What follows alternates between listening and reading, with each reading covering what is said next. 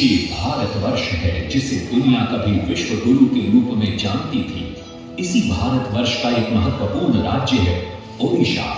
प्राचीन काल में यह कलिंग के नाम से विख्यात था। सूर्य की पहली किरण इसी प्रदेश के एक कोण पर पड़ती है। इसी स्थान पर कभी संसार का सबसे भव्य और विशाल सूर्य मंदिर बनवाया गया था। तुम कलिंग की पहचान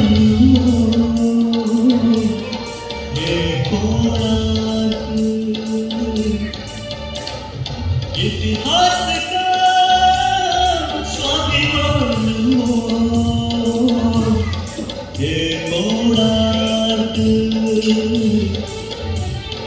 कलाकृति के मुख्य द्वार तुम जग में, कला शास्त्र के दिव्य जनक पत्थर में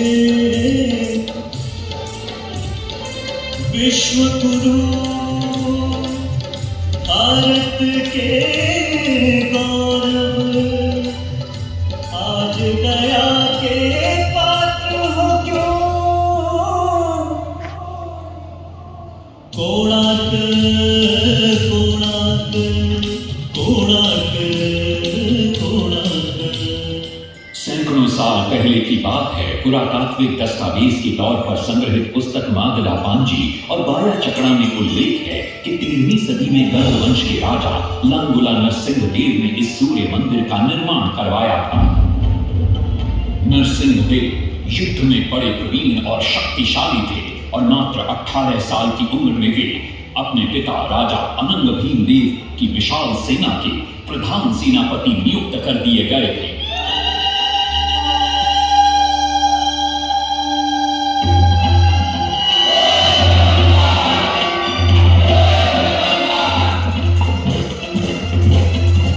सेनापति बनने के बाद नरसिंह देव ने अपने कुशल नेतृत्व से दक्षिण के कई आक्रमणकारी राजाओं को युद्ध में हराया।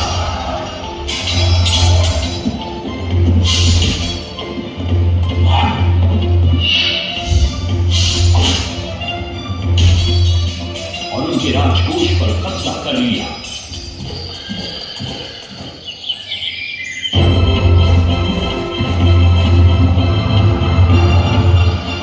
तत्पश्चात उन्होंने विजय ढूंढा, जिसे आज हम वारंगल के नाम से जानते हैं।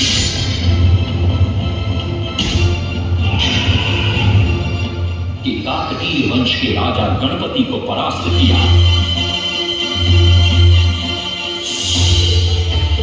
और उनके राजकोष पर भी कब्जा कर लिया।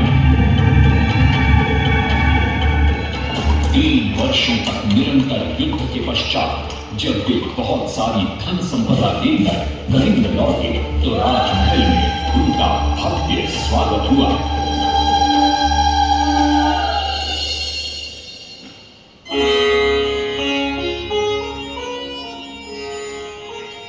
राजमाता कस्तूरी देवी पुत्र नरसिंह देव की वीरता से बहुत प्रसन्न हुई और पुत्र के सामने अपने मन की इच्छा प्रकट की।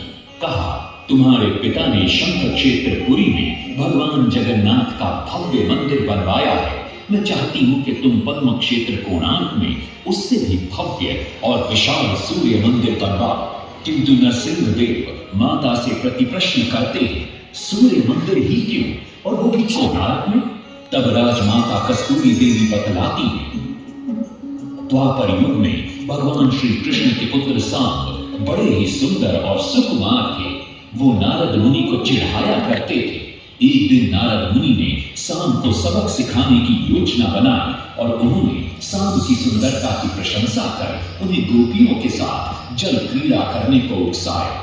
वहीं दूसरी तरफ भगवान श्री कृष्ण को जाकर कह दिया कि सांब अपनी मां समान गोपियों के साथ जल क्रीड़ा कर रहा है।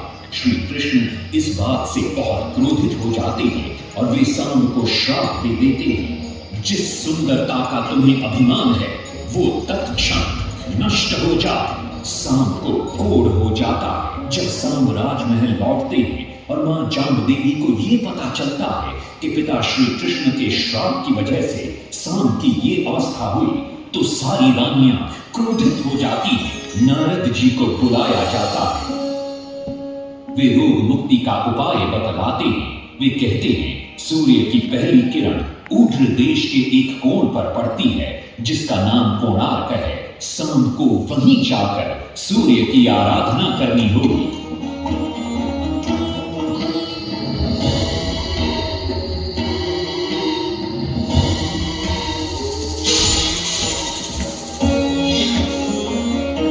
बहुत ही लंबी और कठिन यात्रा के पश्चात शाम अपने सैनिकों और सेवकों के साथ कोणार्क की चंद्रभागा नदी के तट पर पहुंचते हैं और नित्य प्रातः स्नान के बाद सूर्य की आराधना आरंभ करते हैं।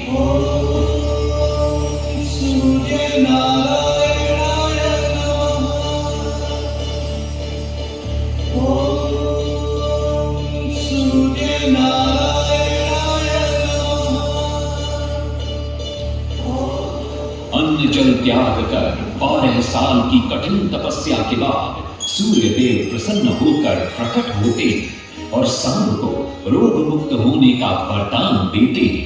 पुत्र, आज रात्रि के चतुर्थ प्रहर में स्नान करते समय नदी के तल में तुम्हें एक वस्तु मिलेगी।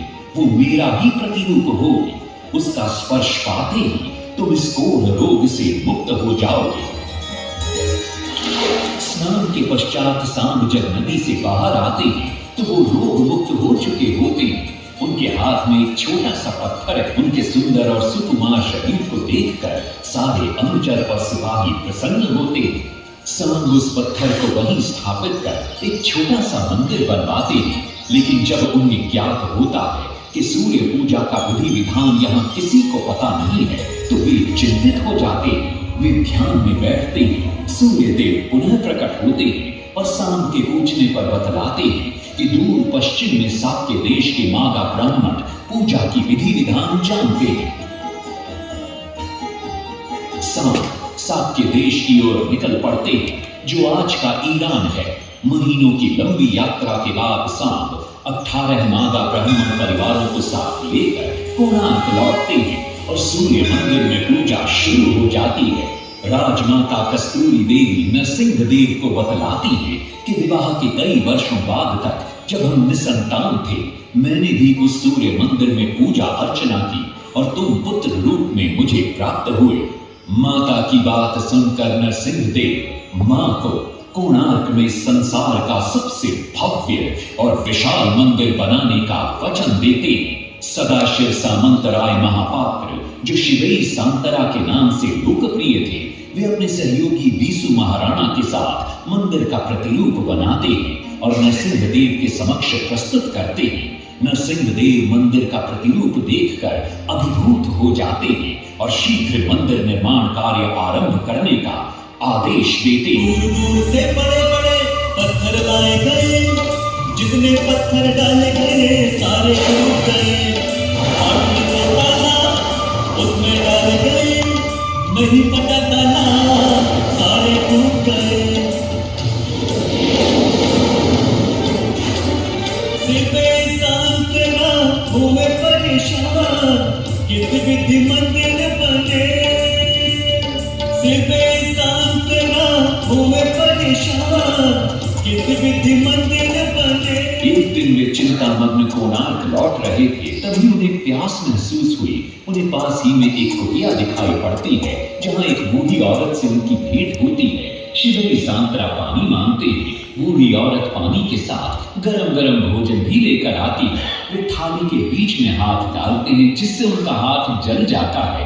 तब वो बूढ़ी औरत मुस्कुराकर कहती है, तुम तो शिवेई सांतरा की तरह बीच से भोजन उठाकर खा रहे हो। ये सुनकर शिवेई सांतरा को अपनी भूल का एहसास होता है। माता रामचंद्र ने उपाय सुझाया, समझे शिवेई सांतरा।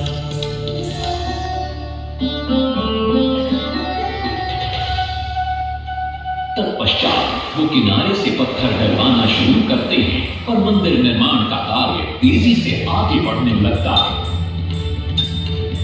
1200 शिल्पियों ने 12 वर्ष में मंदिर बनाया। घोड़े साथ सजा कर रथ में समय चल चल बताया।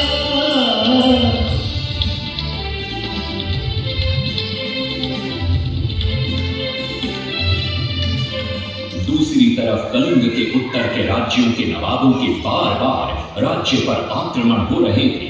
इन आक्रमणों से क्रोधित होकर नरसिंह देव अपनी विशाल सेना को लेकर युद्ध के लिए निकल पड़े।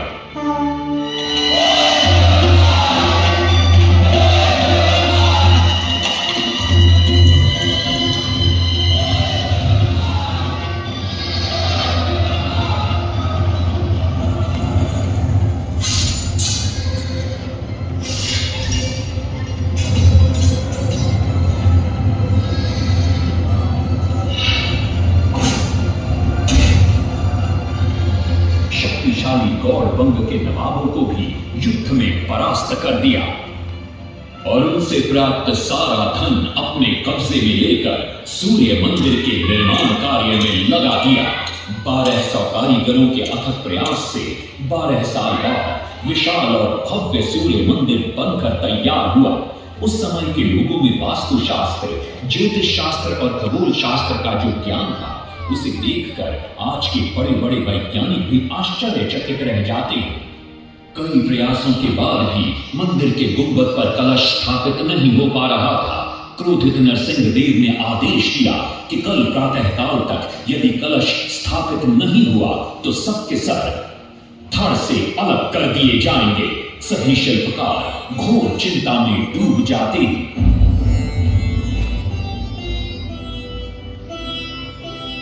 दूसरी तरफ मुख्य शिल्पकार बीसू महाराणा का 12 साल का बेटा धर्मपद सूर्य मंदिर के प्रतिरूप पर कलश बिठाकर प्रसन्न होता है और मां के सामने अपने पिता से मिलने की इच्छा व्यक्त करता है। मां अपने बागीचे के बेल पोटली में बांध कर देती है और कहती है, अपने कुत्ते बलिया को साथ लेकर कोणार्क जाओ। बलिया अपने मालिक को पहचान लेता है और बीसू महाराणा से लिपट जाता है। धर्मपद अपने पिता को प्रणाम करता है और अपना परिचय देता है। सबको चिंता में देखकर वो अपने पिता से इसका कारण पूछता है। कारण जानकर धर्मपद कहता है, अगर आप आज्ञा दें तो मैं मंदिर के गुंबद पर कलश स्थापित कर सकता हूं। शिवे सांतरा धर्मपद को अनुमति दे देती।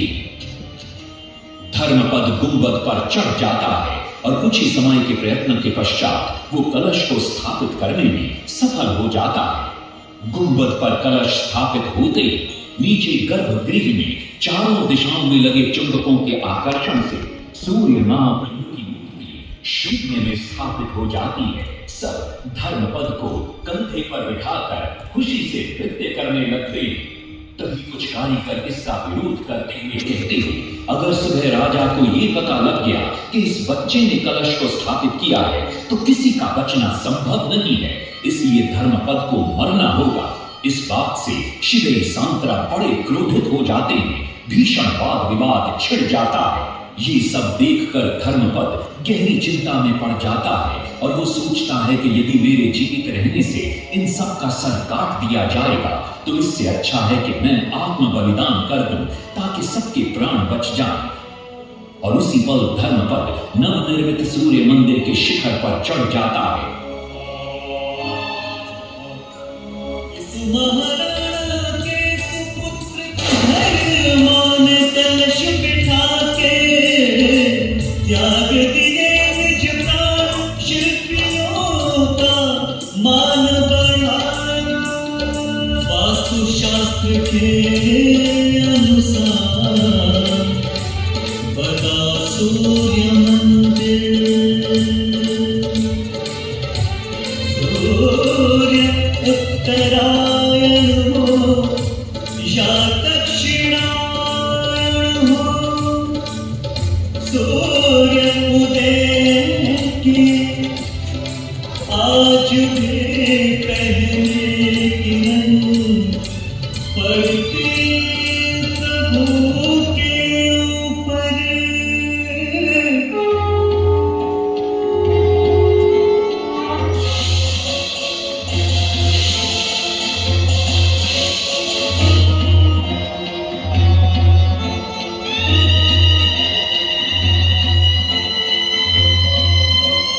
तभी वहां नरसिंह देव भी आ पहुंचते हैं।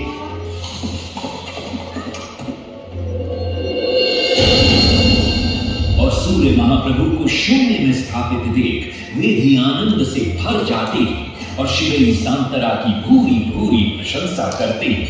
वो ये भी घोषणा करते हैं कि माघ शुक्ल पक्ष की सप्तमी को मंदिर की प्राण प्रतिष्ठा की जाएगी। लेकिन श्री शांतरा कहते, राजन, तिथि तो अच्छी है, लेकिन मंदिर की प्राण प्रतिष्ठा के लिए ये शुभ नहीं है। किंतु राजा अपनी बात पर अड़ जाते हैं। श्री शांतरा को दुख होता है और कोई वाद विवाद किए बिना वे हमेशा के लिए वहां से चले जाते हैं।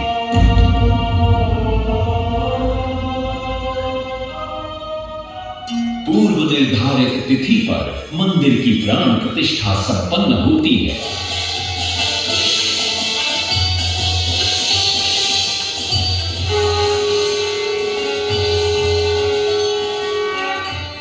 लेकिन कुछ दिनों बाद अमंगल होना शुरू हो जाता है। सबसे पहले विराट सिंह की मूर्ति नीचे आ गिरती है। तत्पश्चात मंदिर की शिलाओं का गिरना भी शुरू हो जाता है। नरसिंहदेव को अब समझ में आता है कि श्री शांतरा का कहना सही था, लेकिन देर हो चुकी थी। बहुत साल बाद मंदिर के आसपास जंगल उगा और ये मंदिर घने जंगलों के बीच छुप गया। जब अंग्रेजों ने जंगल के बीच इस मंदिर को देखा तो उन्होंने इसका पुनरुद्धार किया। आज आप उसी विशाल मंदिर के भग्नावशेष देख रहे हैं। ये है इस प्रसिद्ध मंदिर की कथा। अब इस कथा में कितनी सत्यता है और कितनी कल्पना है, ये तो किसी को नहीं मालूम, लेकिन ओडिशा की जनश्रुतियों में यही कथा विद्यमान है। कलिंग की पहचान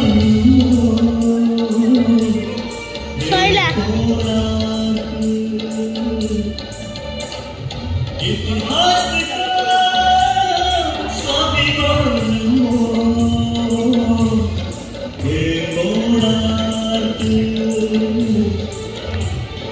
कलाकृति के मुख्य द्वार तुम जग में, कला शास्त्र की दिव्य झलक पत्थर में।